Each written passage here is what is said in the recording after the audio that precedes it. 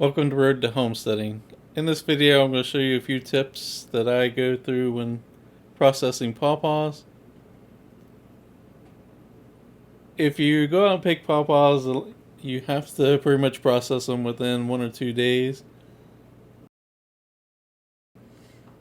So what I usually do is I'll go out in the morning and pick a bag full of pawpaws, come back, and then if I have 30 or 40 pawpaws, it'll take 2.5 hours to pulp and then clean the seeds and get the seeds ready for cold stratification so I can plant them within the fall or within next spring or by next spring.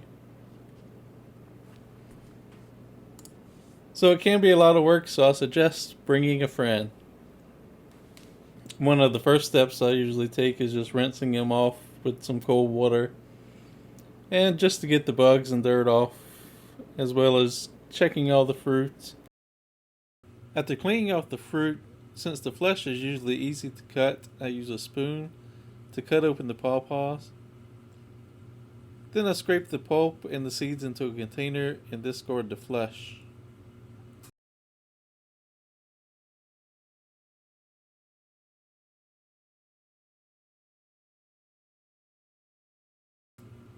The next step I do is to remove the majority of the seeds from the pulp.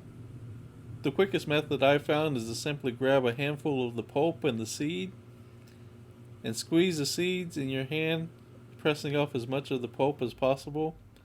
Then I discard the seeds into a sink or a separate bowl. You don't have to get out every seed, since the next step we'll use a sieve. Though I find it easier now to remove most of the seeds, since the outer coating of the seeds will clog the sieve if there are too many in there at a time.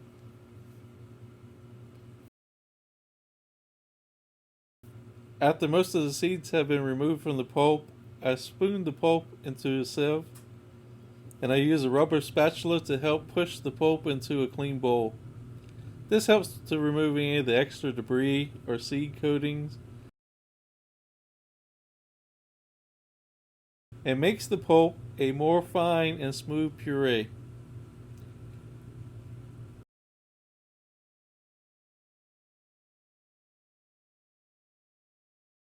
The bottom of the sieve will start to have some buildup, so I'll usually take the spatula and clean it off between every scooping.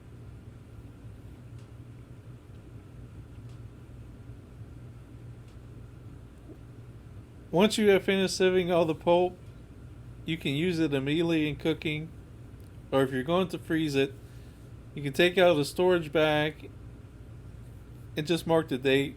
A lot of times I'll mark the patch that they were collected from as well. And with each bag I usually add about 1 to 1.5 cups of pulp, just enough to use in one recipe. And once frozen, the pulp can last in the freezer for up to 2 years. There are many fun recipes out there for pawpaws, and in many recipes that call for a banana puree, the pawpaw can be a substitute, like banana breads and cookies. This year we made a pawpaw ice cream that came out really well, and I'll leave a link in the description to our recipe.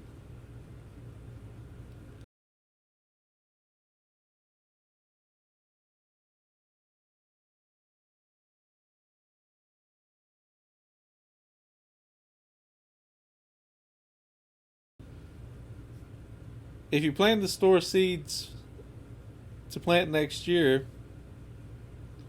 the pawpaw seeds will need a cold stratification. And for this, I usually soak the seeds in warm water, and then I'll remove the outer protective layer. This I usually do by taking a handful of the seeds and rubbing them together. That creates friction between the seeds to remove this layer. And you can also use your fingernail to individually remove each one. Or you can also use a firm brush or toothbrush. If you don't plan to store the seeds, you can always Just throw them in a wooded spot and let nature do the rest. After the seeds have been cleaned, I add them to a Ziploc bag with the date and locality information. And then I put a damp paper towel into the bag and I store them in the refrigerator for 3 to 4 months until I'm ready to plant them in early spring.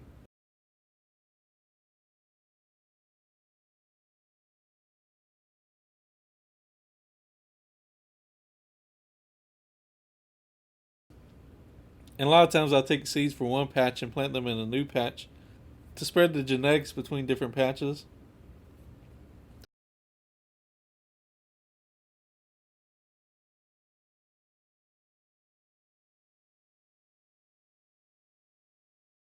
Thanks for watching. I hope this helps the next time you process pawpaws. If you have any tips and tricks of your own, share them below.